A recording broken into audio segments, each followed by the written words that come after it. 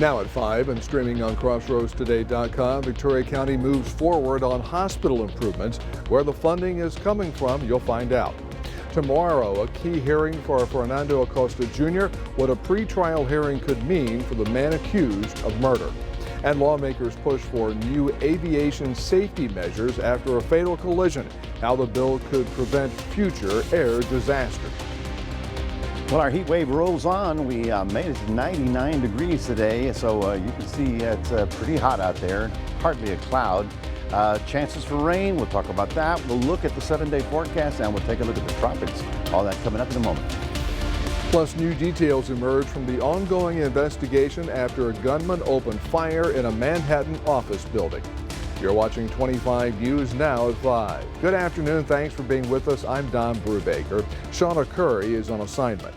Citizens Medical Center in Victoria is expanding with questions on how the expansion is being funded. Hospital officials have asked commissioners to issue $10 million in certificates of obligation to pay for the final phase of the ICU expansion and replacement of some older elevators. Unlike a bond, COs do not need voter approval. Victoria County Judge Ben Zeller says the good financial track record is why projects like this can be brought to the area. He adds the total project cost, including equipment, is $21 million. We've been able to achieve that through a couple different means. Number one, using some cash reserves that the hospital has in the bank, as well as being able to access some long-term low interest rate financing, utilizing the county's AA+ credit rating. The expected opening date for the Citizens Medical Center ICU expansion is scheduled for January 2026. Here's your viewer poll today. Do you stay local for medical care or go out of town? There are your two choices right there. 72% of our voters say they stay local for medical care. We thank you for voting and we want to hear from you. Visit crossroadstoday.com/vote and we'll have the latest results at 6. Fernando Acosta Jr. is expected in court tomorrow for a pretrial hearing. He's indicted on charges of tampering with evidence, abuse of a corpse, and the murder of Amanda Johnson. Her body was found by two hunters in a burnt vehicle on April 18, 2021, near Midfield in Matagorda County. She was 38 and a mother of two. If convicted, Acosta faces 5 to 99 years or life in prison for the murder charge, 2 to 20 years for the tampering with evidence charge, and 6 months to 2 years for the state jail felony charge of abuse of a corpse. If you have a pothole you're dodging every day, we found these at Oleander Drive and Poplar Avenue. Send us a photo or video of the pothole you're dealing with and we'll get on the next Pothole Patrol. We'll check in next week to see if the Pothole Patrol sparked action. Let's get it fixed together, okay? Email us at staff@crossroadstoday.com. Victoria ISD is facing a penalty from state regulators for a violation at its Career and Technology Institute. The Texas Department of Licensing and Regulation says the school's cosmetology program did not follow proper sanitation and sterilization procedures for equipment. The violation was found earlier this month. The district is now facing a $3,000 penalty. We've reached out to the district about the violation and we're waiting to hear back. Let's go to Mac Perez with the first look at the forecast. And Mac, bring back the heat. Here it is. It is definitely here, Don. I'm telling you. Well, it's not just us. Really, it's all of Texas. And, you know, it's hot here in July. But really, it has expanded all over the eastern part of the country. But the dome is right on top of us. That's why we're looking at today's high temperature was 99. Tomorrow will be pretty much the same thing. In the long term, there's a chance for some showers. We'll talk about that and trying to find one coming up in just a moment. Don, back to you. Mac, thank you. The Trump administration is proposing to defund U.S. Chemical Safety and Hazard Investigation Board in the 2026 federal budget, alarming residents living near petrochemical plants, public health officials, and environmentalists. To read the full Texas Tribune article, visit our website, crossroadstoday.com. A new bill aims at preventing another air disaster like January's fatal collision over the Potomac. Texas Senator Ted Cruz introduced the Rotor Act today.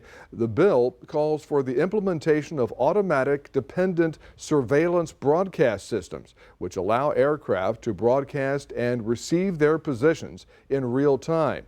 Alongside Cruz were Transportation Secretary Sean Duffy, NTSB Chair Jennifer Homendy, and the families of victims of the Potomac crash. They all said the act would be a solid step towards preventing another aviation tragedy. Make no mistake, there cannot be a double standard in aviation safety.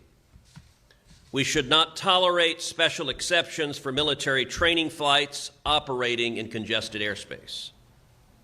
No matter the circumstances, any aircraft flying near commercial traffic must fully adhere to safety standards. The introduction of the act comes ahead of the NTSB's three-day hearing on the January crash. The agency says the inspection is still in what they call the fact-finding phase, and they are not yet at the point of analysis or issuing safety recommendations. Jeffrey Epstein's convicted accomplice, Ghislaine Maxwell, has offered to testify before Congress with significant conditions. They include a formal immunity grant and having the interview somewhere other than the correctional facility where she's serving her sentence. House Oversight Chair James Comer subpoenaed Maxwell to testify next month. If Maxwell's demands are not met, she will invoke the Fifth Amendment. Maxwell is appealing her conviction, and anything she says before Congress could compromise her case. Congressional immunity will not be offered. Detectives from the New York Police Department are heading to Las Vegas as they try to figure out why a gunman came to Manhattan and opened fire inside a busy office building. 4 people were killed in the shooting Monday night. Police say the shooter then took his own life. ABC's Ashan Singh is outside the office building in busy Midtown with more on the investigation. This note, written on a folded piece of paper, police say was found in the pocket of the gunman behind the deadly shooting inside an office building in the heart of New York City. The note now evidence in the investigation. Police confirming the gunman was 27-year-old Shane Devon Tamura of Las Vegas, who walked in the building on Park Avenue around 6:30 Monday night, armed with an M4 assault-style rifle and wearing body armor. Investigators say he killed 4 people and badly injured a 5th before taking his own life.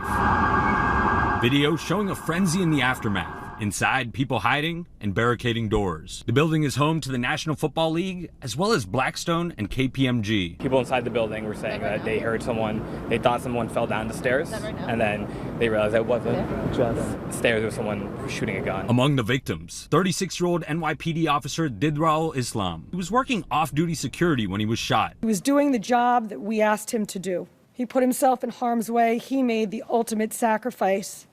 Shot in cold blood. Also killed Blackstone executive Wesley LePatner and Alan Etienne, a security officer at the building. A 4th civilian, an employee of Rudin Management, was also killed. The note saying, "I'm sorry and study my brain," also referencing CTE, a chronic brain injury known for affecting football players. CTE can only definitely be diagnosed during an autopsy. While Tamura played football in high school, there is no known connection between him and the NFL. Authorities also searched Tamura's car, where they found a revolver, 2 cell phones, medication, and ammunition. Law enforcement sources saying in June at a gun show in Las Vegas, someone called in a tip saying that the shooter had purchased a large amount of ammunition and an aftermarket trigger. In New York, I'm Ashan Singh, ABC News. Remember to subscribe to our YouTube channel, Crossroads Today. Hit the like button and click the notification bell. Then you can see Crossroads Today on YouTube. And stay with us straight ahead on 25 News Now at 5. Taxpayer-funded aid may never reach its destination. What's stopping nearly $10 million worth of contraceptives from being used? Also, it's not just about books and backpacks. What doctors say children need most before the first day of school.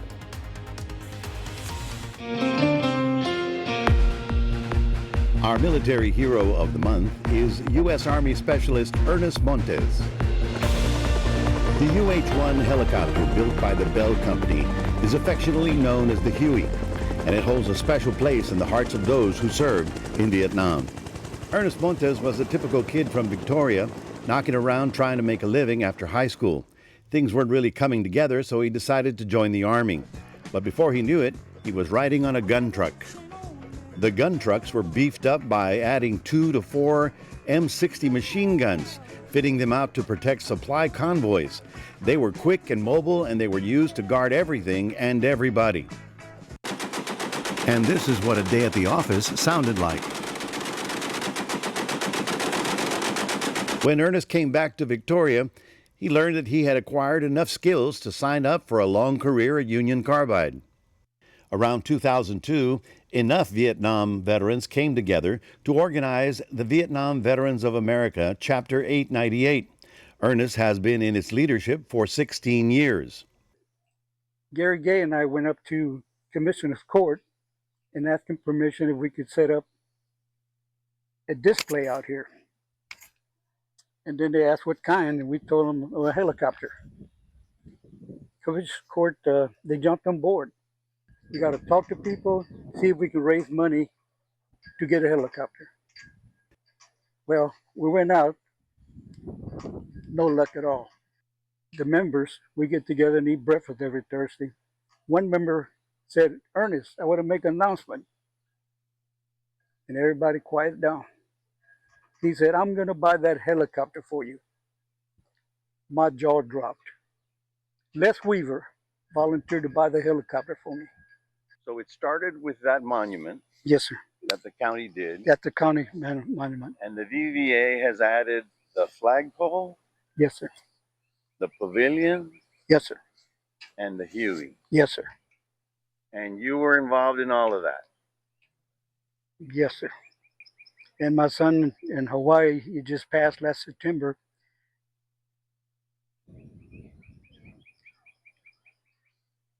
He sent me something, and he texted me, he said, Pop, I'm very proud of you. You got your wish. I feel great now. I mean, we got somewhere we can come down, sit down. I can come out here, sit down, look at the helicopter, and just think memories, hearing the blades. From his Army service to his service to veterans, Ernest Montes is our Military Hero of the Month. If you know a veteran and you want to tell us about them, go to our website, crossroadstoday.com/military hero. I'm Maclovio Perez, 25 News Now.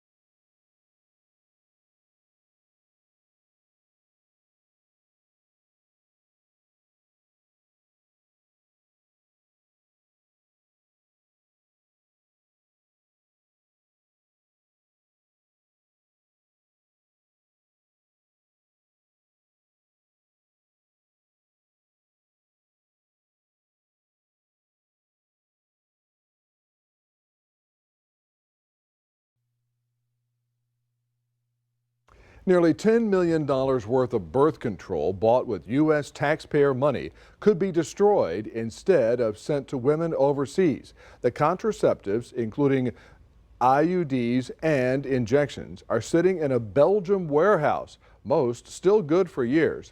But with the shutdown of USAID, the State Department says the current plan is to incinerate them at a cost of $167,000.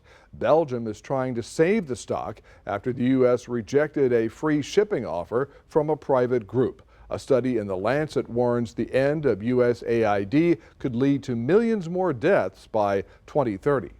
An updated study suggests dramatic lifestyle changes may slow or reverse early-stage Alzheimer's.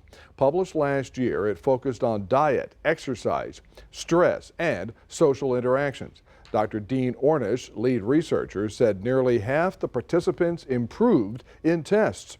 The findings show intensive changes can help slow or reverse cognitive decline in many with Alzheimer's.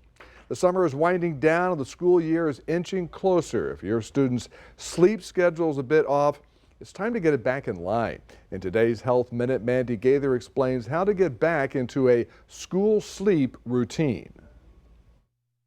In the classroom, the recipe for success starts before your student even gets to school. One of the main ingredients is sleep. It's just as important as exercise and nutrition when it comes to children's ability to learn and grow and thrive. Dr. Caroline Weingart with Nationwide Children's Hospital says if your child's sleep routine was derailed during summer, you're not alone, but you can start to reset that routine before school starts. Walk back their bedtime, but do it gradually. Moving the bedtime up 15 minutes every night for 1 to 2 weeks until they're going to bed at the time that they'll be going to bed during the school year is one way to get them back on a normal sleep schedule. Weingart says to make sure all phones and other devices are put away, ideally at least 1 hour before bed, in order to get their brain into sleep mode. She says to also focus on what time they wake up, have them start getting out of bed at the time they'll need to for school.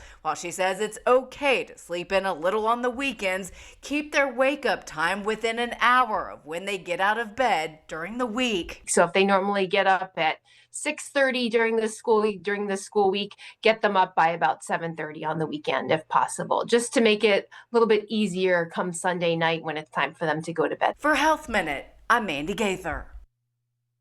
If your student was sleeping during that story, Dr. Weingart says to have your student avoid naps during the day. If they need one, she says to make sure it's no more than 20 minutes a day and does not happen late in the evening. While Florida was the hottest spot Monday, Texas continued to bake under relentless summer heat. Temperatures in parts of east and central Texas climbed into the triple digits again, with feels-like temperatures well above 110 degrees in spots. Meanwhile, the southeast shattered records. Leesburg, Florida hit 100. July 1st there. Macon, Georgia soared to 102, its highest and hottest July 28th in decades.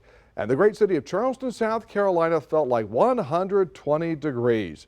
And it seems no relief is in sight today. Texas and much of the east still face dangerous heat levels. We'll be talking about it coming up in a moment. It was 99 today. It's still out there just blazing hot. 98. Oh, it's lowered 1 degree. So that's a cooling trend, I guess. We had a little bit of that fog this morning. That sort of helped out. 98, well, I then have to correct that. I know it was 99. We'll talk about the heat wave weather. We'll take a look at the 7-day, and we'll take a look at the tropics. All that coming up in a moment.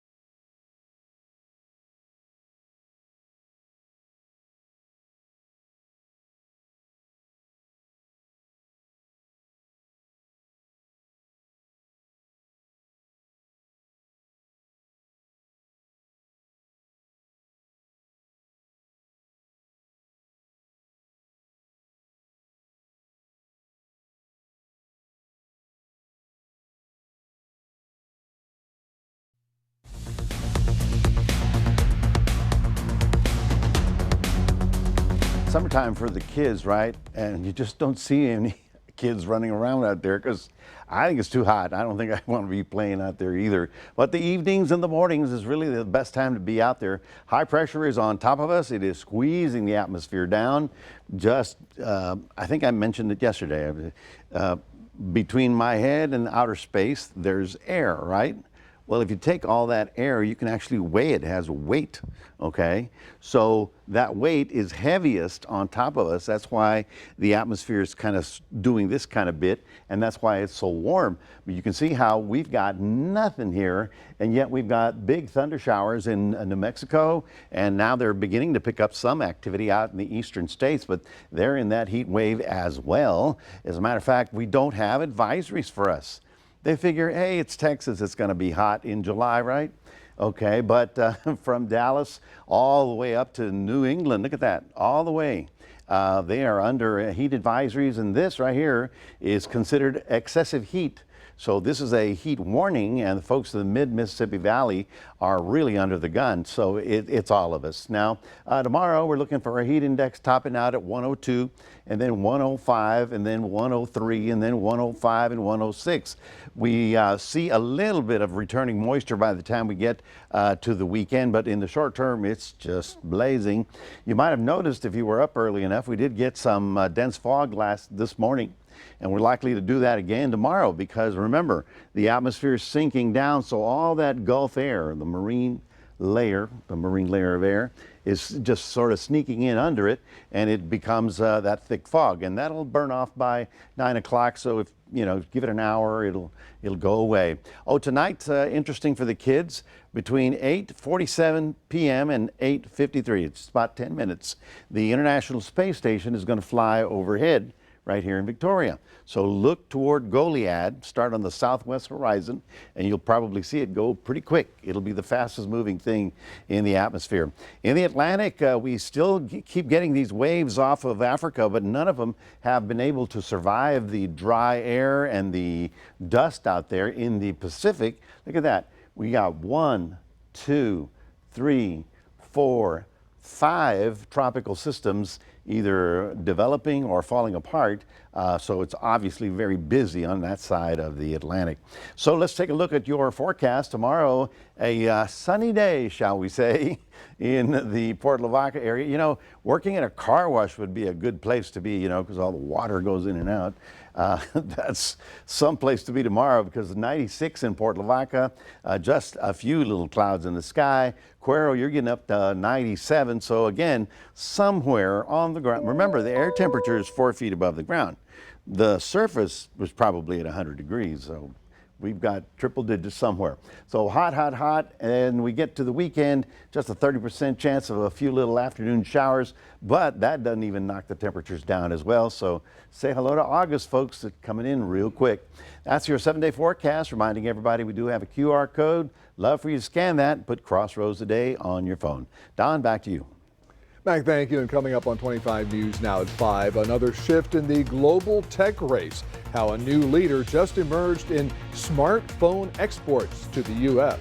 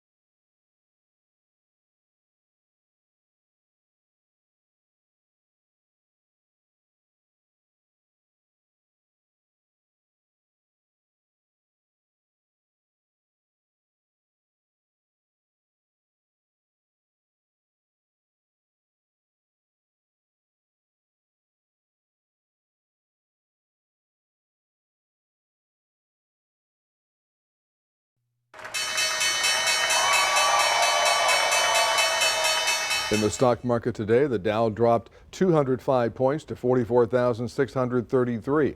The Nasdaq fell 80 points, closing at 21,098. The S&P 500 also declined 19 points, ending at 6,370.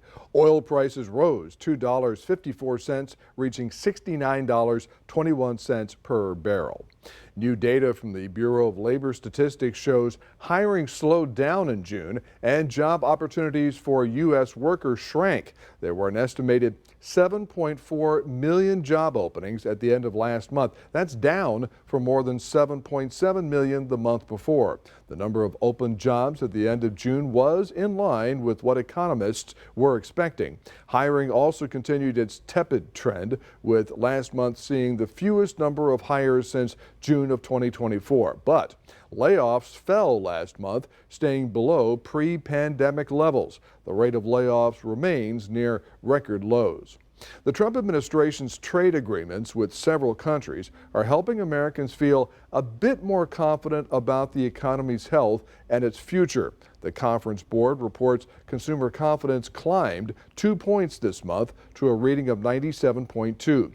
People's attitudes about the economy have stabilized after deteriorating sharply during the spring. That's when Trump unveiled massive tariffs that threatened to jack up prices and weaken the labor market. The stiff levies that President Trump unveiled in April delayed several times since then. The administration said it has brokered trade agreements with 7 countries. For the first time, India has surpassed China as the top smartphone exporter to the U.S. A new report shows India now accounts for 44% of U.S. smartphone imports. That's a huge jump from us 13% last year.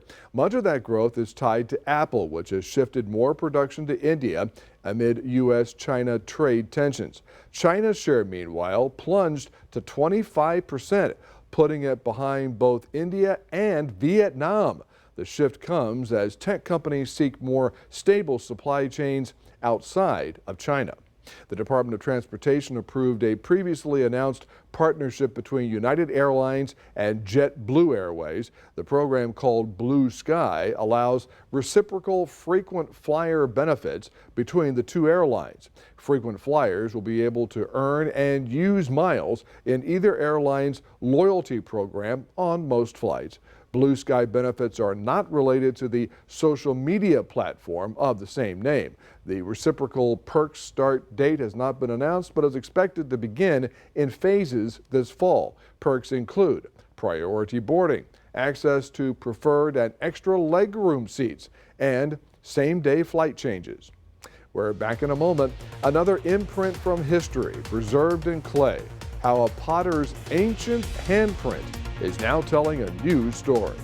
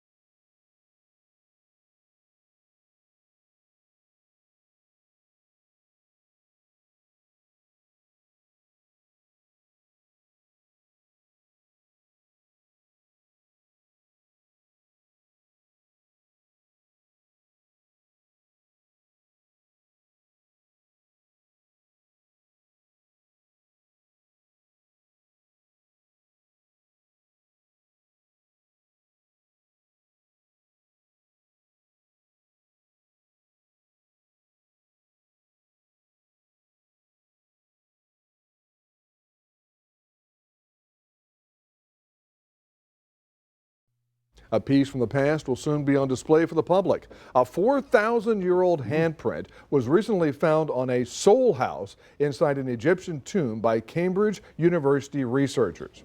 A press release from the Fitzwilliam Museum says these clay models were used for offerings and provided a place for a soul to live. Officials say the ancient print was probably formed when an unnamed potter moved the model before the clay was completely dry. The Soul House is part of the Cambridge Museum's Made in Egypt exhibition that will open in October. And just as a little thought here, Mac's fingerprints are all over this forecast. Yes, I was moving it and it wasn't dry. But, you know, it's still amazing that we're finding artifacts that are 4,000 years old. Yeah. We're trying to figure out, when did man really become, well, it's been an evolution, you know. That's I mean, right. But even 4,000 years ago, they were building the pyramids. The pyramids, yeah. Yeah, how? Explain that one to me. I don't know. That's a tough one. Well, folks, for us, the heat wave rolls on. We're looking at 99 again tomorrow. So it's on the hot side. You know the drill. Try and stay cool. Thank you, Mac. Thanks for being with us. Next newscast in 30 minutes after World News Now with David Muir.